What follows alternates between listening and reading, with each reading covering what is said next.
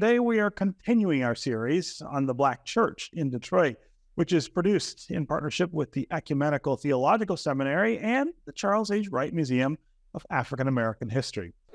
60 years ago this month, 250,000 people gathered at the Lincoln Memorial in Washington for the March on Washington for Jobs and Freedom. Reverend Dr. Martin Luther King Jr. and the Southern Christian Leadership Conference helped organize this massive march, along with other civil rights leaders. I spoke with Black church leader and civil rights activist Reverend Charles Williams II of historic King Solomon Missionary Baptist Church about the impact of that 1963 march and the state of civil rights today. Reverend Charles Williams II, welcome back to American Black Journal. Thank you for having me. It's always good to be here. Yeah, it's always good to see you. So I do want to start with the reason we're having this conversation right now, which is that we are coming up pretty quickly on the actual 60th anniversary of the March on Washington, where, of course, Dr. King delivers his I Have a Dream speech, but also lots of other things happen. It really is a turning point in the civil rights movement and its ability to demand that some significant changes take place in the next few years. We see the passage of the Civil Rights Act, the Voting Rights Act, the Fair Housing Act, all of the legislation really gets its power and the wind behind its sails, I think, in this march. We are talking before the actual anniversary, and you are planning to go to Washington to be part of that. But I want to get you just to talk a little about how you're feeling about this anniversary and what's on your mind, what you're thinking about as we really look back to 60 years since this pivotal moment. You know, we, first of all, we're marching in the same spirit of those who have come before us. I think it's very important for us to understand that we're standing on shoulders of individuals who marched to Washington, D.C., as Dr. King would put it, looking for this check that's marked with insufficient funds. But before even that, we consider those like A. Philip Randolph, who was a chief contractor, constructor of the March on Washington that we all are very familiar with, but also had threatened March on Washington's prior, the King era or the Civil Rights era of the march that we herald. And every time we did it, every time we've done it, we've been able to see incremental steps of progress for Black Americans. When A. Philip Randolph first announced the march to Washington, we were able to desegregate the military forces. And then, of course, Bayard Rustin and others thought that it might be important for us to do it again in the civil rights movement.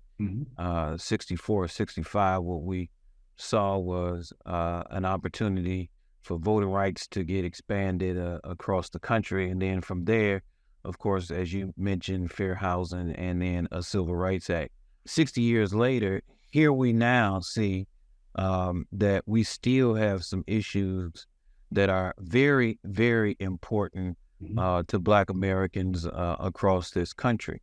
As you well know, in this era of the most divisive era that I have seen in my lifetime, not to suggest that it hadn't been more divisive or it's not equally divisive to some of the prior years, we've got challenges around voting, whether it's in Florida or whether it's in Georgia or even in Michigan.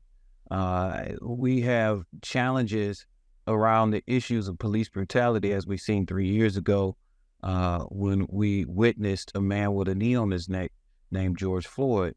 And I think that it becomes important for us to utilize these tools that have worked for us in the past because obviously they have made some strides. So as we move forward, we're marching not just to, for instance, educate a president. I mean, it's obvious that civil rights organization leaders now have cachet with a president, as well as the vice president, as well as much of the administration across the president's cabinet and even in the halls of Congress.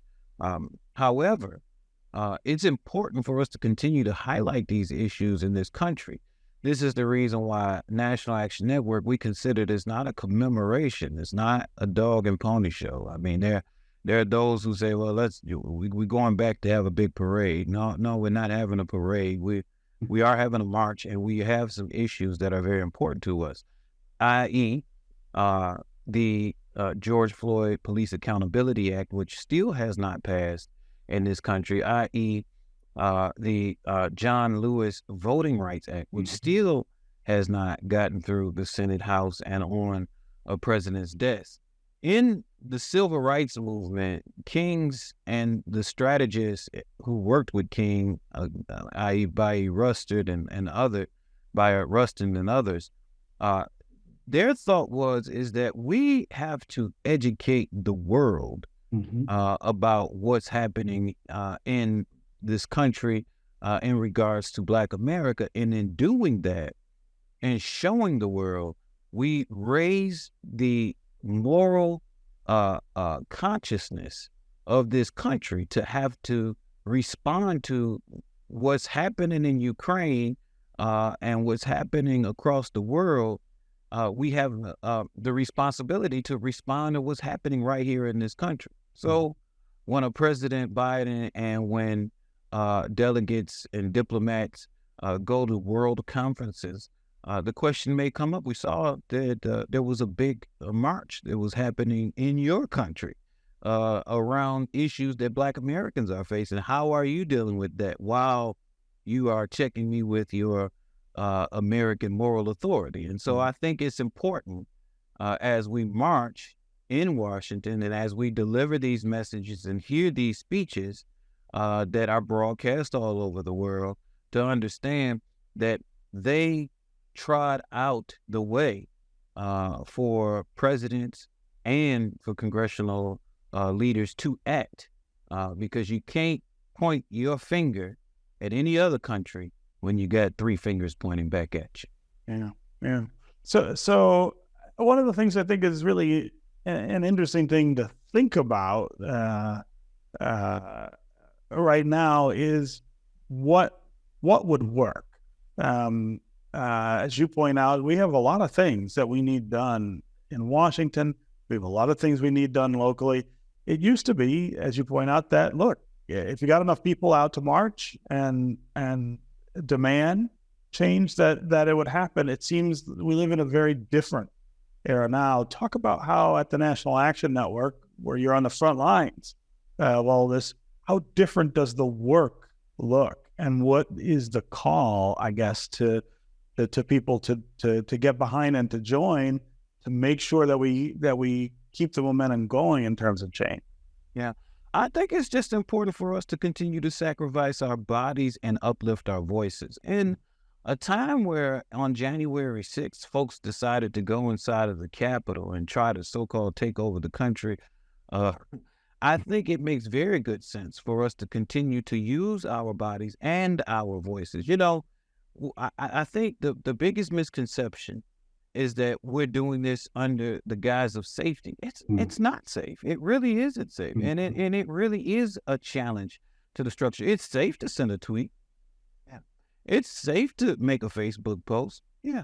But when you spend your time and your resources, there is no greater picture of displeasure, and there's no way to upset the landscape of this country than people all over this country, Black Americans, white Americans from all over this country, gathering together to say that these issues are here. I'm going to hold them up and show them to you, and they matter, and you've got to move. I mean, I think one of the misconceptions is that if something goes viral in a tweet or in a Facebook post, that excuses us from having to put boots on the ground.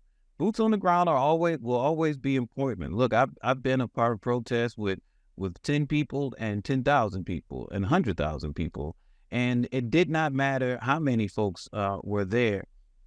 When people sacrifice their time, their energy their resources, and they gather together and they organize and they stand together collectively, that tradition, that strategy, that tactic will never be denied.